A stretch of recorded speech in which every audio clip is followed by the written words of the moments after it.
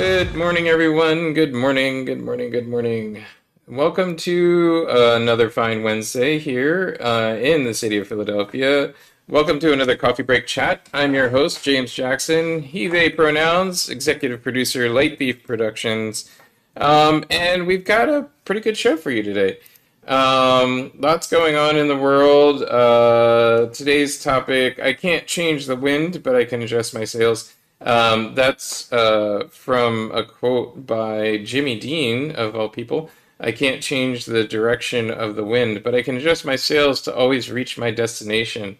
In our continued recognition of Disability Awareness Month, Jimmy Dean dealt with disability both in himself and his son.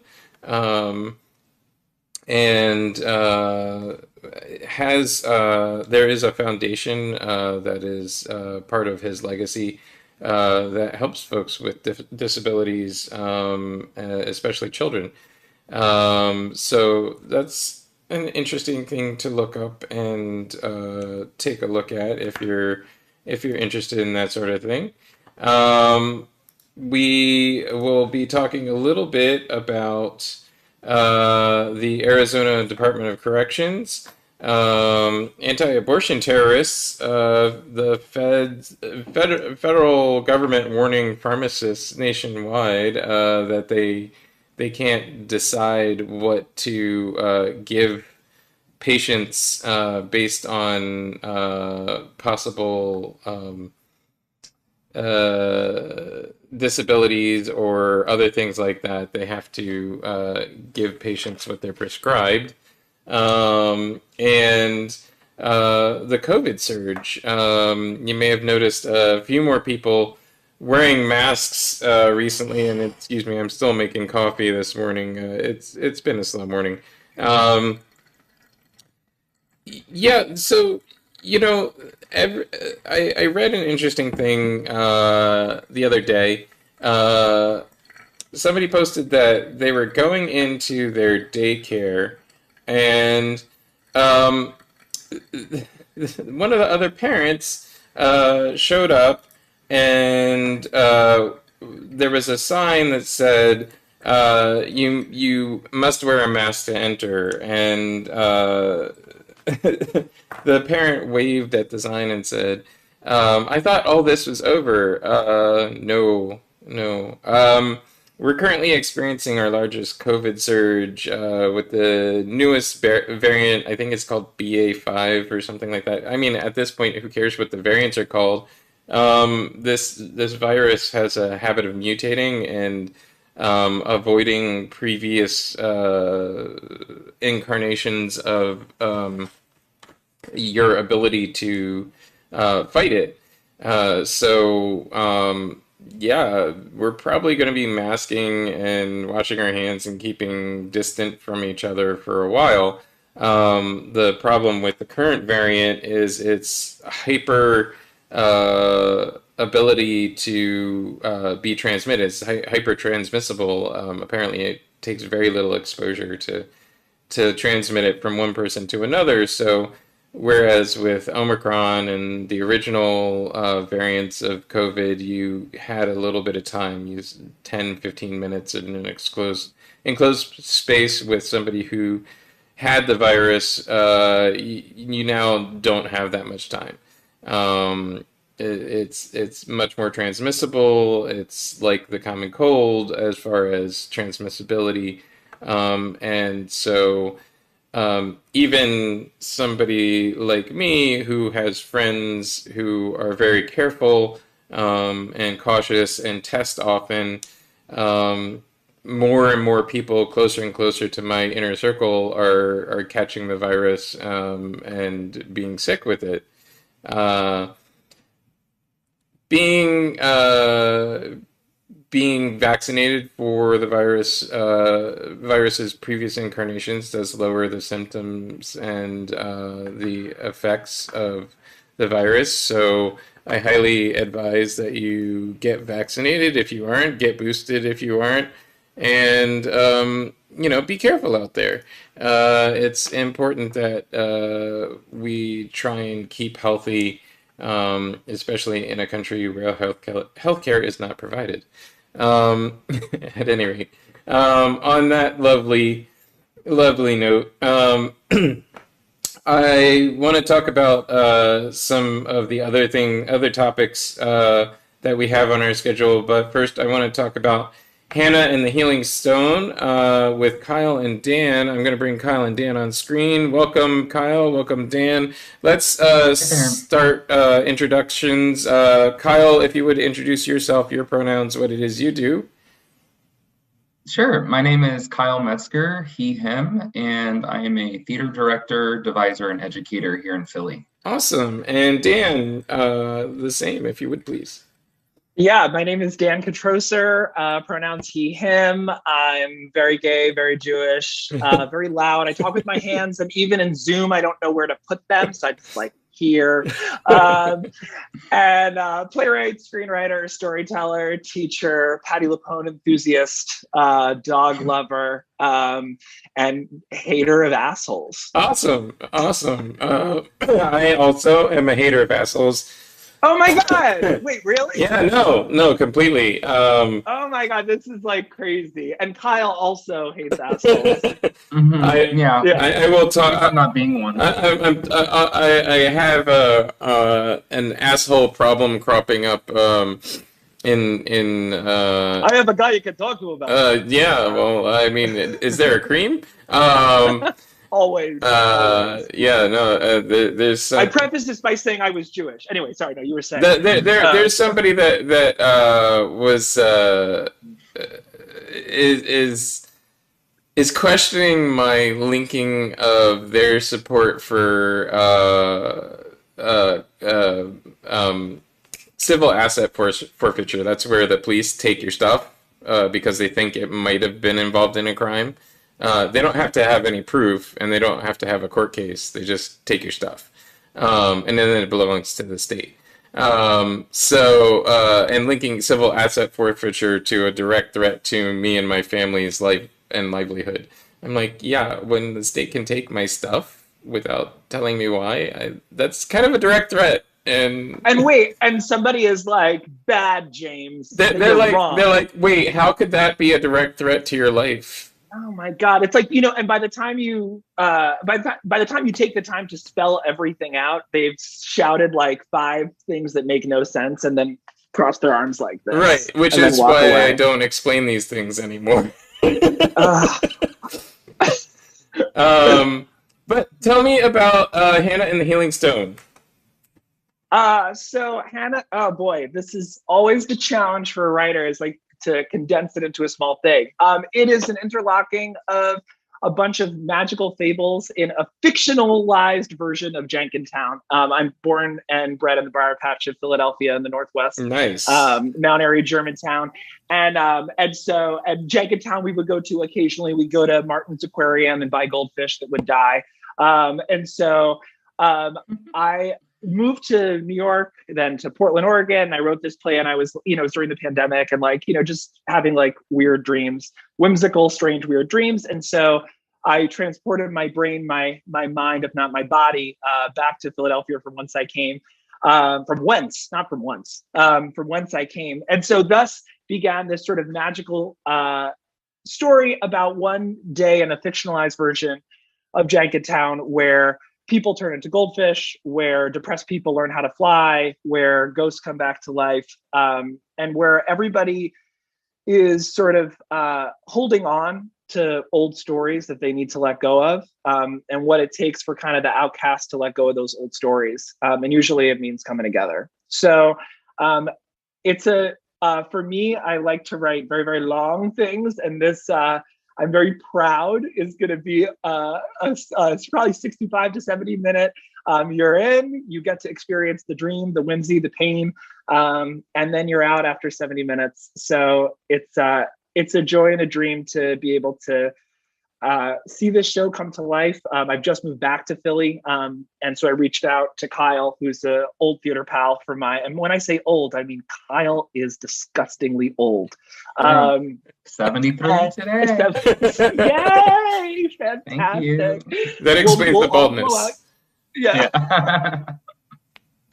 Yeah, no, I'm not actually bald. I just do this so that Kyle doesn't feel bad. Thank you. Okay. So I reached out to Kyle and sent Kyle this play, and my husband and I just moved back to Philly. And so Kyle was like, let's do something. Sent him this, and now we're having a full production, a world premiere of this show. So I'm so thrilled. It sounds pretty exciting. Kyle, what has bringing this new script to life been like? It's been such a delight and such a treat. Everyone who's read it has had the same reaction. You know, the cast, the creative team, the production team, my fiance, everyone has the same reaction when they read it. They're like, this is gorgeous. It's just a gorgeous piece. It's really about a town. It's a very ensemble driven piece. And the magical realism of it and the kind of impossible stage directions of it are so inspiring to, theater creatives. So what we want to do with this production is we really want to celebrate the magic of theater, the things that only theater can do, the transformations that you can do in a theater space, with the suspension of disbelief. But also, I really was interested in bringing in some of the creativity that we found as a theater community online in the last couple of years.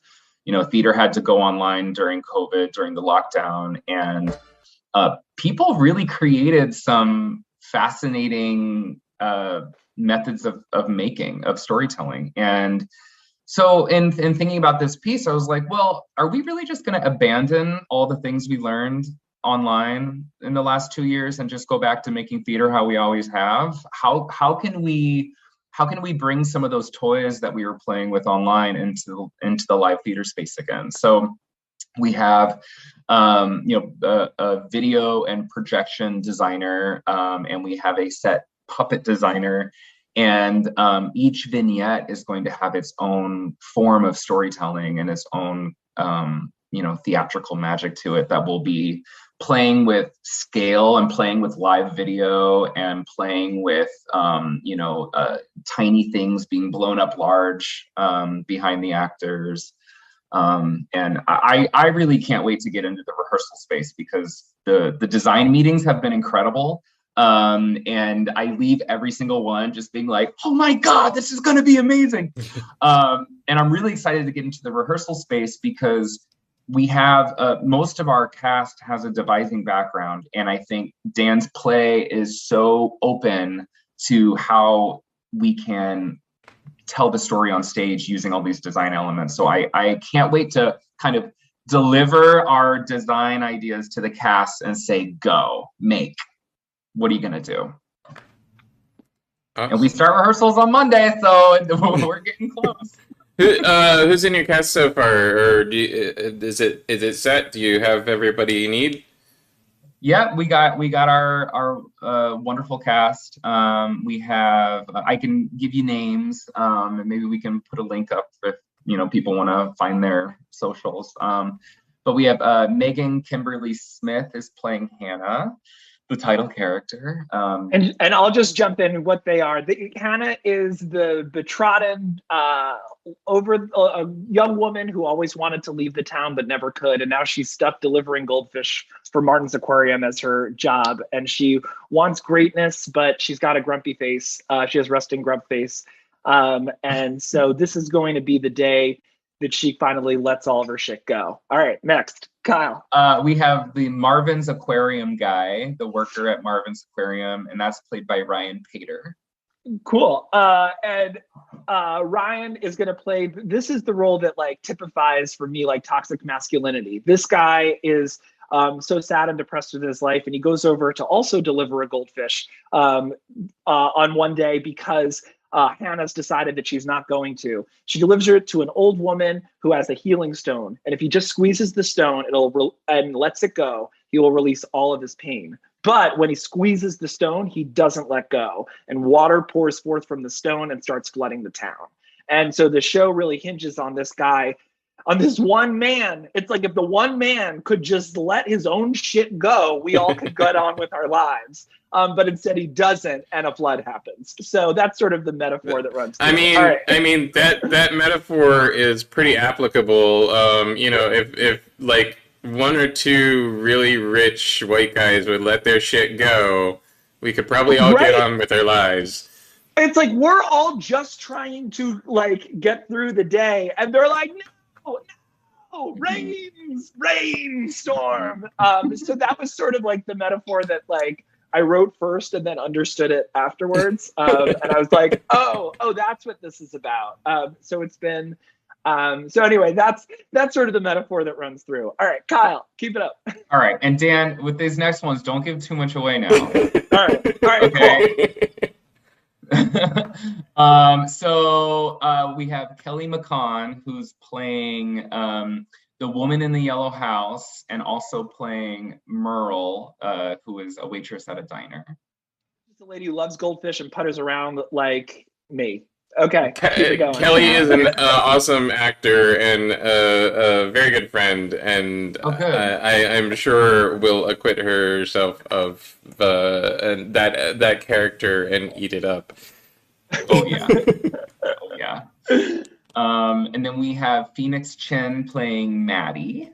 Maddie is a love-lorn, love-lost, hyper-intellectual woman who works at of Taiwanese descent, who works at a Chinese restaurant because it is just easier in America to call anything Asian Chinese. And so that is what she is very fascinated by, horrified by. But then she falls in love on this very rainy day, and a lot of magical things transpire. I won't say more. And then we have Olivia Gendron playing Connie. Connie is a fast-talking out-of-towner coming to Jenkintown for just one day to work on a movie because she is an associate producer on a film, whatever that means. And then we have Jordan Siegel playing Geffen. And I know Jordan Siegel because Jordan Siegel originated this role all the way out in Portland. And then he also happens to be my husband, who I love very much. Nepotism. But it all worked out because this part fits like a glove. This is Connie's former best friend, Geffen, who is a depressed screenwriter in his own right, who is sort of weighed down by all of his sadness and then a little bit of nausea. But we'll see if he can shake off some of that weight and see where he flies. I mean, they always say write what you know, and I would assume you know your husband well. Yeah, well, it's like right at him, you know.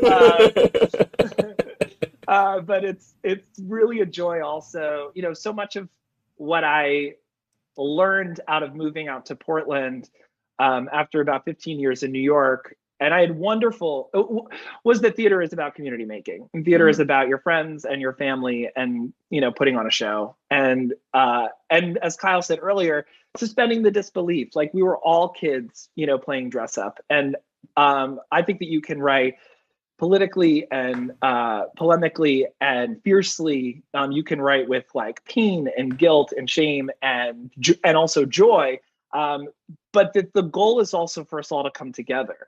And so for me to be able to share this play with my family, to share it with my friend group, and to create that communal space back in my hometown, like that's so exciting to me. That's the theater that I want to be a part of. And that's the kind of theater making that I want to continue to do. So, you know, I think as I continue to make connections in this theater town, like I want it to feel relaxed, like you're coming over to not my house, but our house to hear a story. And that should involve my family, my friends, and James, you also hater of assholes.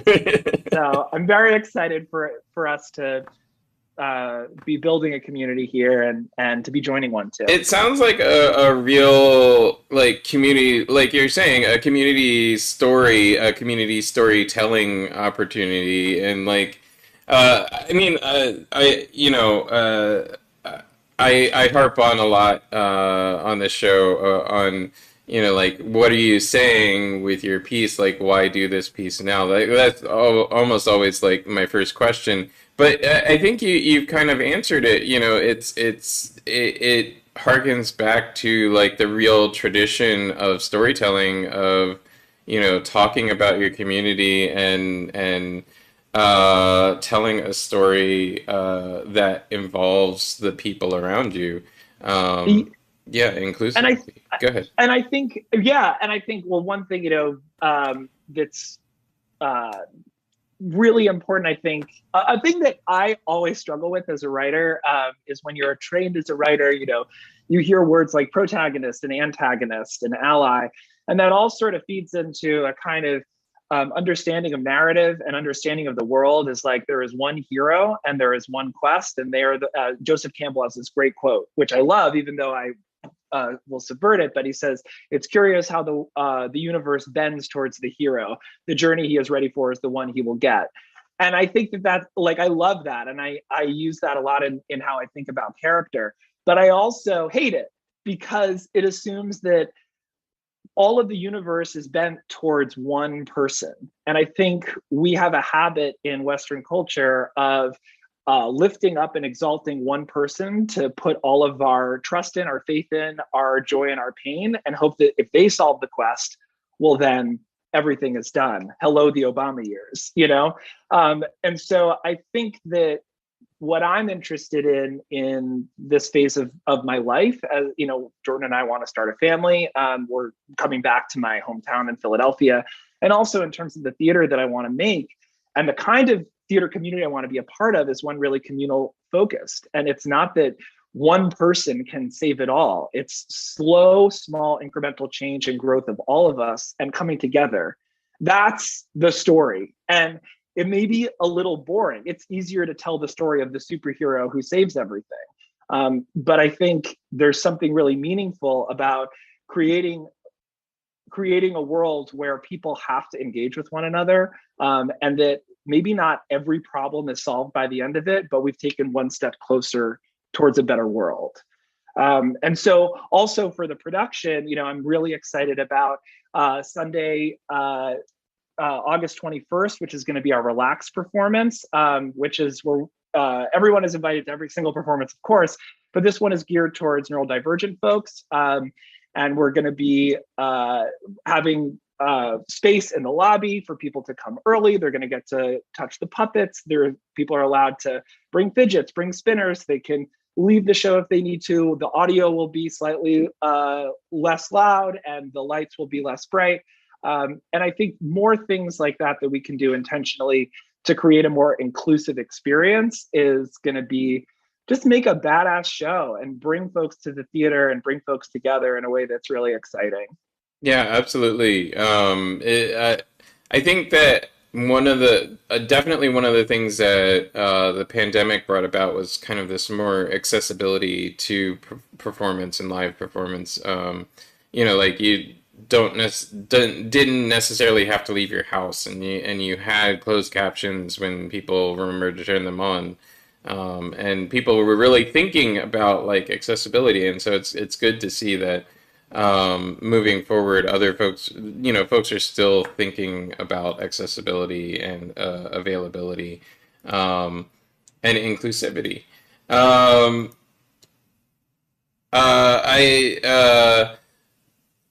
I wanted to talk briefly about assholes. There's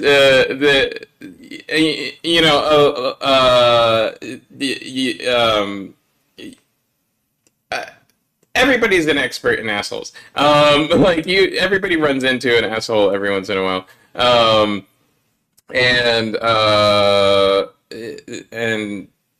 I think it's interesting that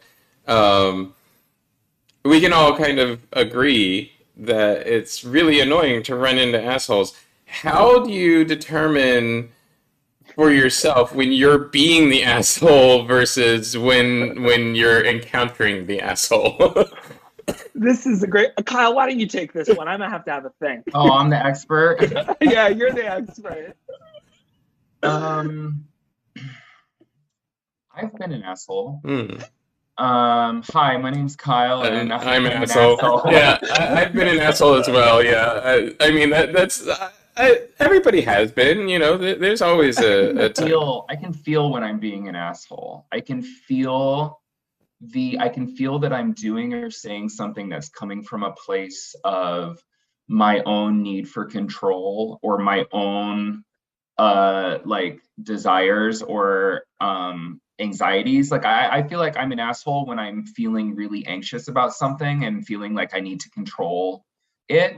So I can feel it inside myself when I'm being an asshole, when I'm not taking the time to be patient and think about the person on the other side of the conversation and where they're coming from, or think about how can I communicate what I want to communicate in a way that feels empathetic and or even like just having a regular conversation with the person. That's a very good expandable definition because it's almost the exact words I used when I was talking to the person this morning.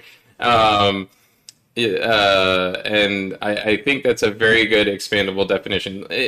It's really a lack of empathy, right? It's a lack of empathy and a lack of putting yourself in somebody else's shoes. And I like that your piece and that the arts in general makes us always put ourselves in other people's shoes. Like we constantly do it, and that's why I like I have popular topics as or current events as part of the format of the show is because I think that as artists, like we're not experts on anything usually, but we have opinions and they're considered opinions. Like it's not like we just come up with this stuff randomly, like we actually think about stuff all the time.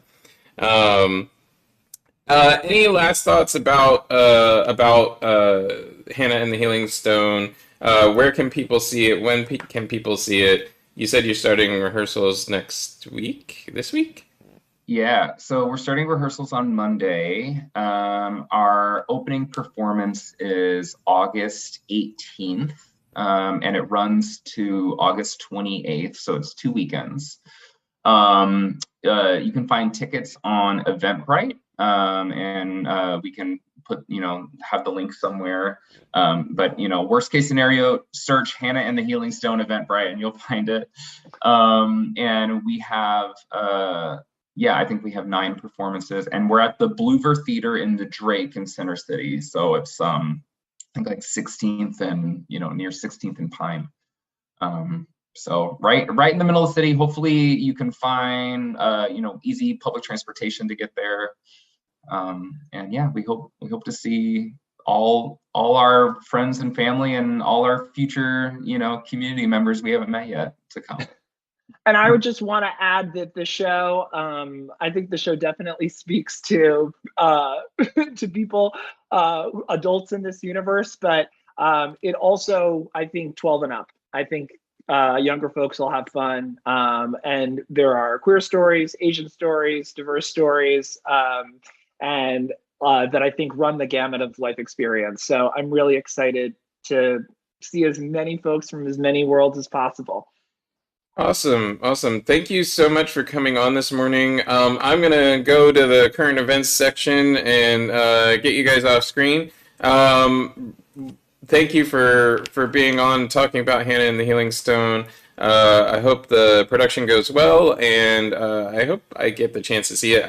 I'm always, the problem with artists and fellow artists is we're always also busy at the same exact time. And it's always a frustration, but it sounds like a wonderful piece, and I will be excited to see it if I get the chance. James, yeah, hope to see you there. Thank you for thinking about wanting to consider to come to the show. I know it sounds so non-committal, but no, but I get it. Yeah, and it almost means so much. It almost means so much to you.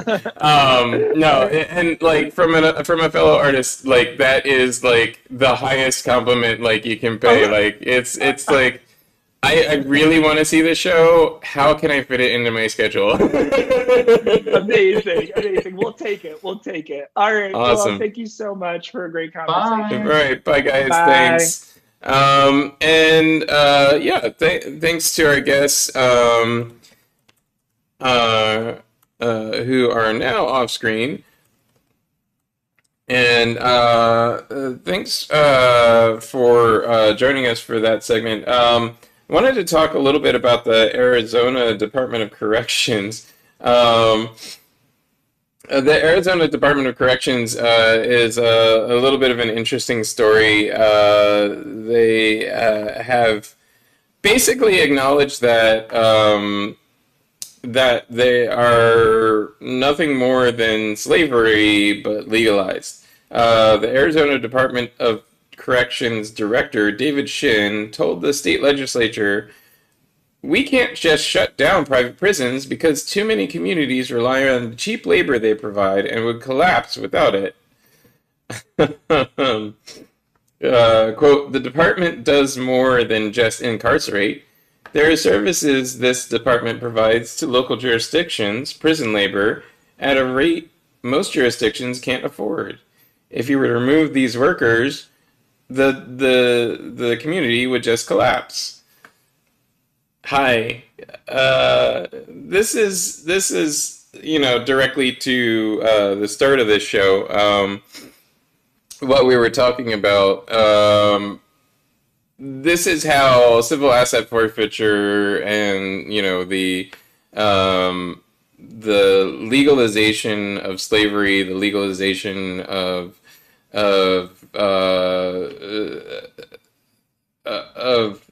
just the police being judge, jury, executioner, is a direct threat to me, my family, my community, other people like me, other people of color, any person of marginalized identity in any sort of way. And it may sound like folks like me who are saying, "Oh, this is a threat. This is, this could lead to the death of my family." It may sound from a position where you've never encountered this sort of thing, like we're just being hyperbolic, like we're blowing it out of proportion. We're not. We're not. And something that's happened recently is interesting in that it's proving the point that we're not being hyperbolic. So immediately after the decision on Roe v. Wade, overturning Roe v. Wade, local police in several jurisdictions began pulling over more frequently and questioning women who are traveling on the road, especially if they're traveling with younger women.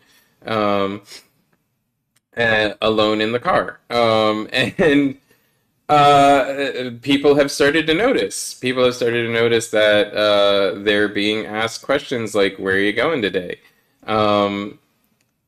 Here's a hint for all you folks who've never actually had to deal with police in an adversarial manner.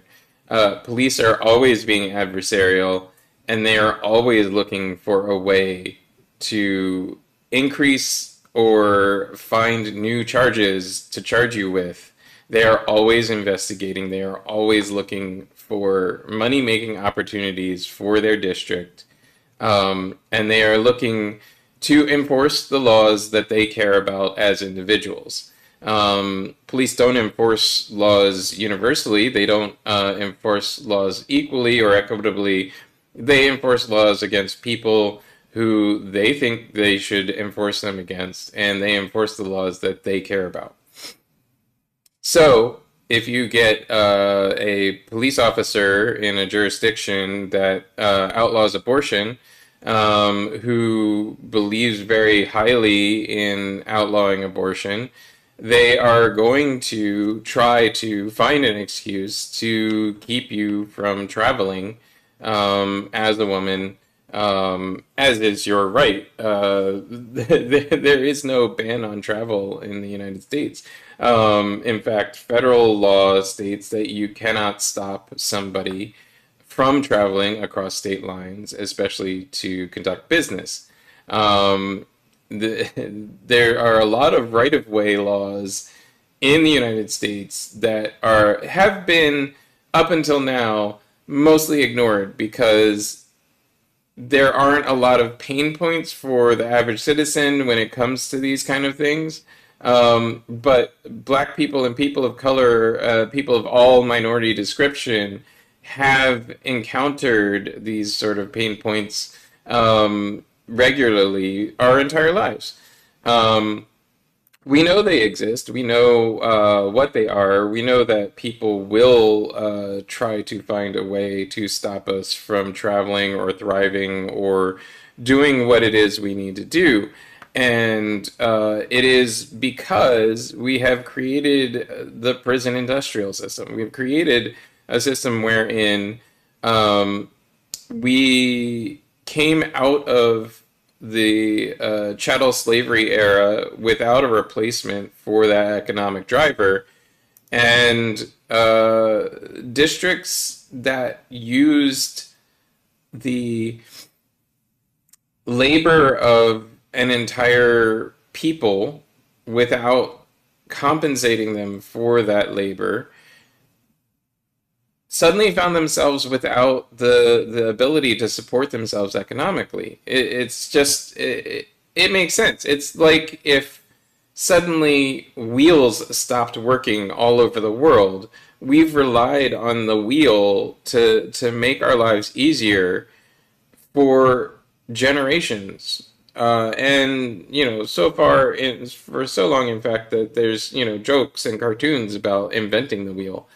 Um, but we've relied on the wheel for so long. Imagine if all of them just stopped working because, why ever, they all turn to squares. Um, if wheels just stopped working, we don't have a way of offloading that labor or making up for that extra labor that we would now have to provide to do the same thing.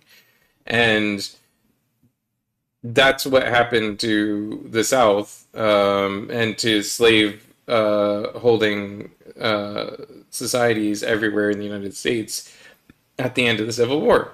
In fact, some of them didn't even bother ending slavery. There were people who didn't realize that slavery ended.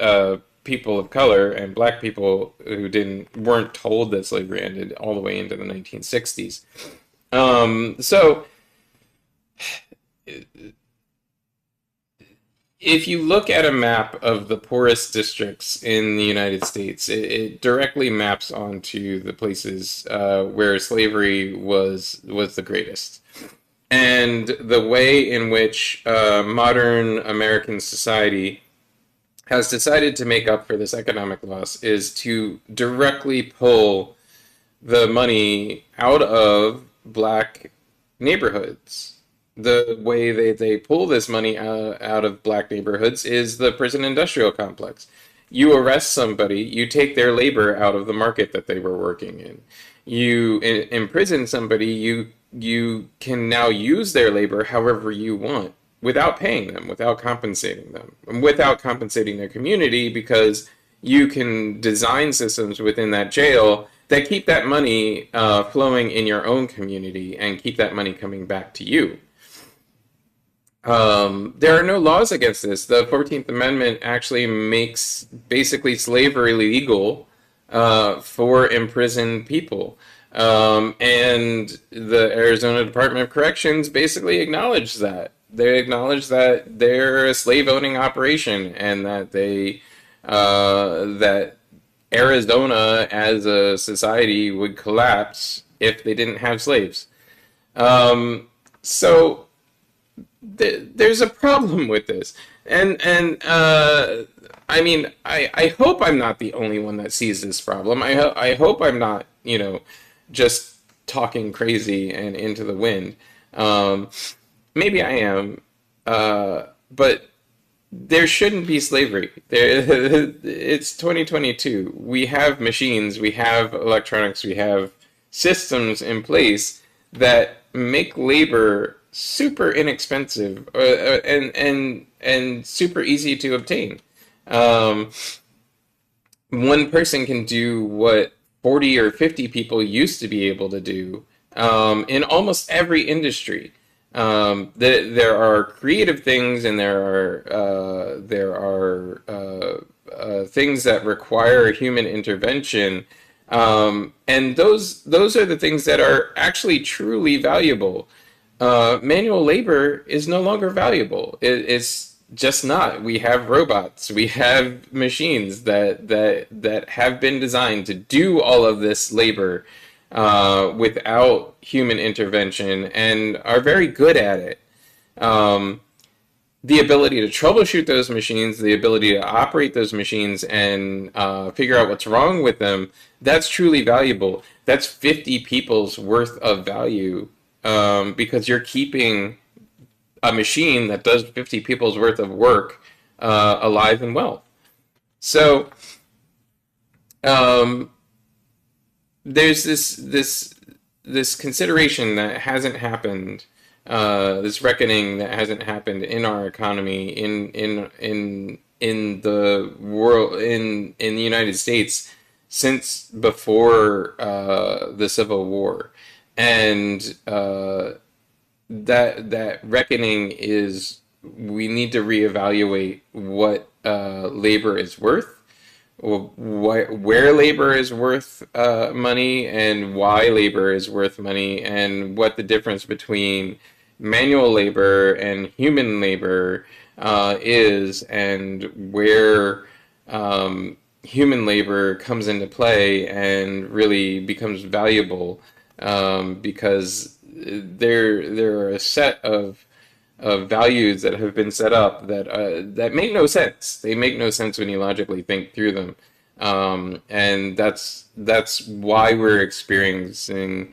so much struggle right now. In my opinion, I think that we experience these struggles because we haven't bothered to do the work to figure out what it is that a human being's worth is. Speaking of figuring out a human being's worth, we have anti-abortion terrorists. After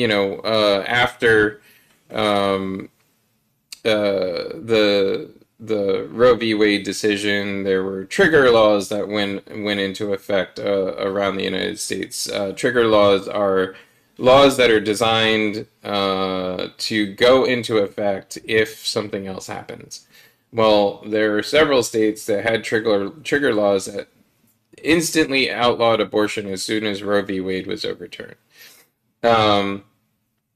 In one case that was well published recently, a 10-year-old was pregnant, and the Roe v. Wade decision happened, and she was in the middle of seeking an abortion because a 10-year-old can't have a child safely or at all, really. There's no reason for a 10-year-old to be pregnant, first of all. That's just rape. And second of all, the physical impediments to a 10-year-old birthing a child are huge. And it's a life-threatening problem from day one. So she was seeking an abortion, and obviously the Roe v. Wade decision happened in the midst of this. Her doctor was instantly not allowed to provide an abortion, even though they're an abortion doctor. And so they sought medical care out of state, and were able to find a doctor just over the border in another state that was willing to provide that medical care.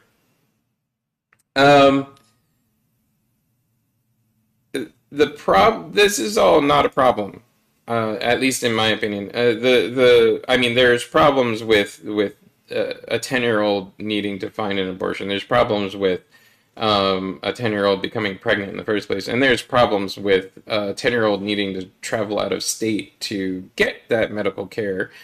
Uh, so there are a lot of problems to now, but a bigger problem is that a group of anti-abortion activists published the name, address, phone number, and family names of the doctor that provided the abortion on their website, and that group has a rather large had a rather large ad 2 years before that, which was signed by Amy Coleman Barrett, whatever her name is, the dubiously Supreme Court justice, who was most recently installed on the Supreme Court. She signed a full-page ad that basically said that abortion should be illegal. And this was before a confirmation hearing, so maybe we should have paid attention to that. But more troubling is that we have a Supreme Court justice who's directly associated with anti-abortion terrorists who threaten the lives and well-being of doctors providing medical care just because they don't agree with abortion. You know, I will say, if you don't agree with abortion, just don't get one. It's not none of your business whether or not somebody else gets one. And more on that, the federal government said that pharmacies may be violating civil rights if they refuse meds linked to abortion, because they aren't sure whether or not laws in their state bar the distribution of those meds. So if you encounter a pharmacist who's not willing to give you your meds, and they won't say why, yeah, that's a problem. Most pharmacists do get to say whether or not they'll fill a prescription. In most states, if a pharmacist is unwilling to fill a prescription, they are required by law to seek another pharmacy who will fill your prescription. And in states where they aren't required by law to seek another pharmacy that will fill your prescription, they're required to give you an explanation of why they won't fill your prescription. There are legit reasons why a pharmacist might not fill a prescription. That prescription may interact with other drugs that you're currently taking for other health issues. That prescription may cause you, due to conditions that you have, severe problems down the road. Or the dosage ordered might be wrong, or a host of other things. Pharmacists are supposed to be experts in individual drugs. Whereas doctors are experts in general medicine, and knowing what they can do for a specific condition you have, they may not consider what the drug interactions are of drugs that they prescribe you. So pharmacists are supposed to be there to do that. But several pharmacies have refused very important drugs for taking care of folks with autoimmune disorders, taking care of folks with mental health disorders, and taking care of folks with all kinds of other things. They've actually even stopped distributing some not MRIs, I forget the terminology, but they've stopped distributing certain drugs that you wouldn't think would necessarily have to do anything with abortion. And the federal government has warned that they may lose their license if they continue to do that. Also, encouragingly, on some threads about this topic, I've seen that certain pharmacies like CVS and Rite Aid have had all hands meetings with all of their pharmacists nationwide saying, no, you cannot refuse a person's prescription and continue working here just because that prescription violates your personal ethics. So yeah, don't do that if you're a pharmacist, and if you encounter a problem with the pharmacist refusing your drugs, be sure to contact the FDA and the licensing agencies in your state and federal. Also, you could contact your federal representative, whether they're anti-abortion or not. They should be able to connect you with somebody who can help you get your prescription filled. What else did I want to talk about? The COVID surge. We did start the conversation with the COVID surge. I'm going to end the conversation with the COVID surge.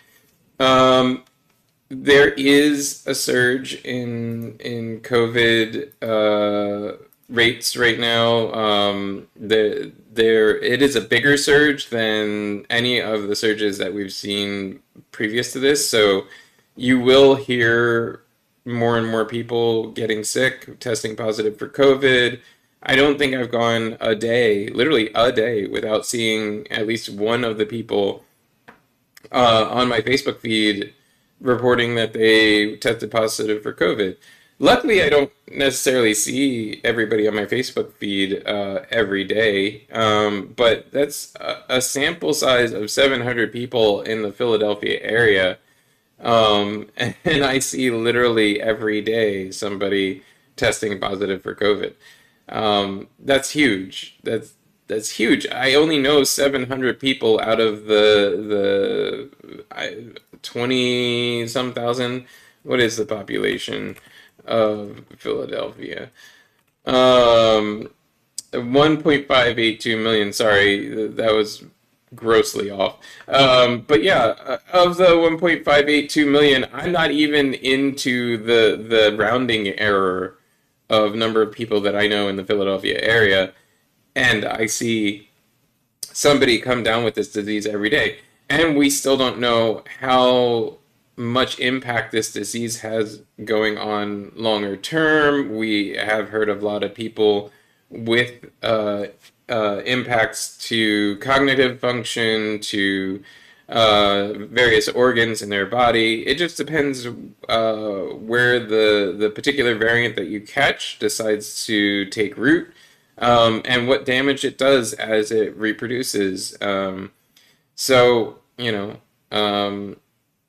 we need to be cognizant of it. We need to be aware that COVID is still out there.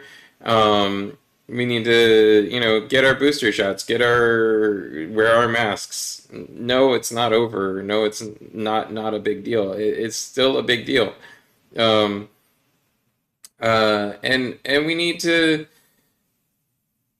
to just take care of each other. Like, be empathetic. I don't understand. One of my friends was complaining yesterday that, you know, she's sick of the city. It seems like everybody is out here to cause other people problems, and I agree.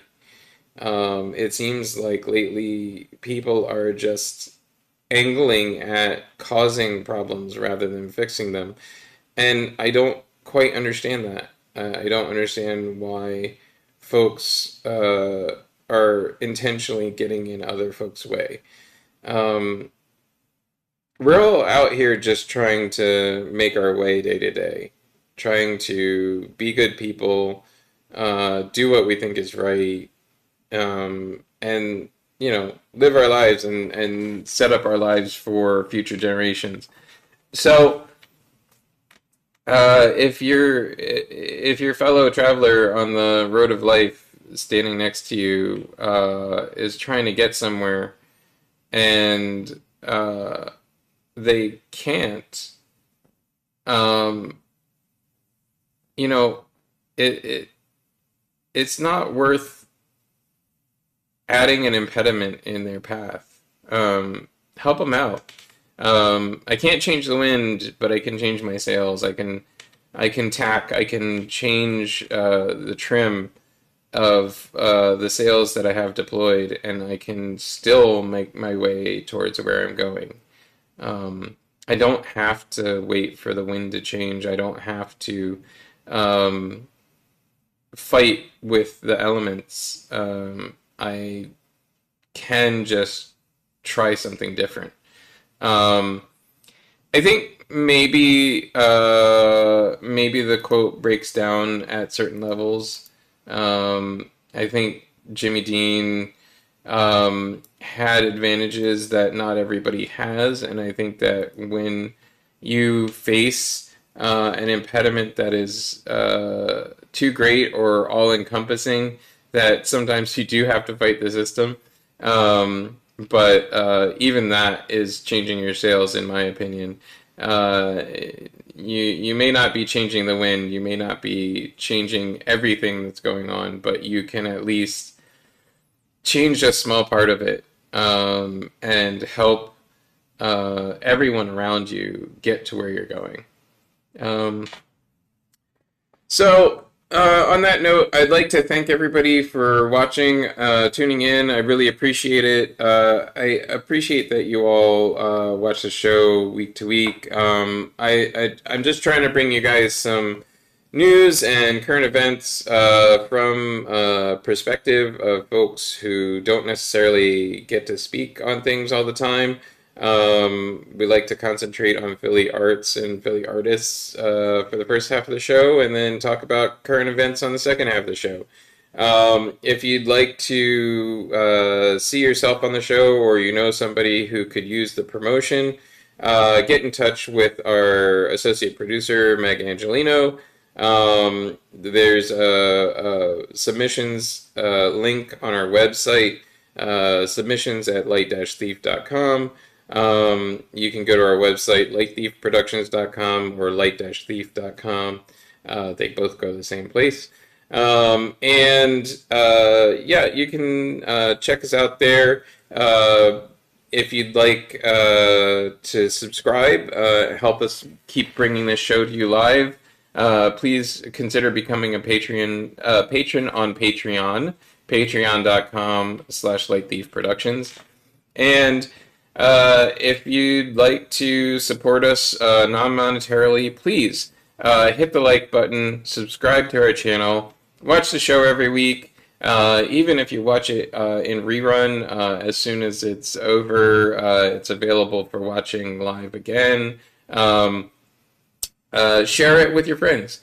If you see something interesting, share a link to the production or that part of the production with your friends on your social medias.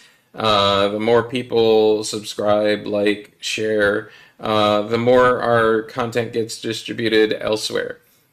So, if you like what you see, help us out. Next week, we have the Women's Theater Festival. Polly Edelstein will be joining us. And so we look forward to seeing you next Wednesday, 10 a.m. As always, enjoy the rest of your week, folks. And we look forward to seeing you then.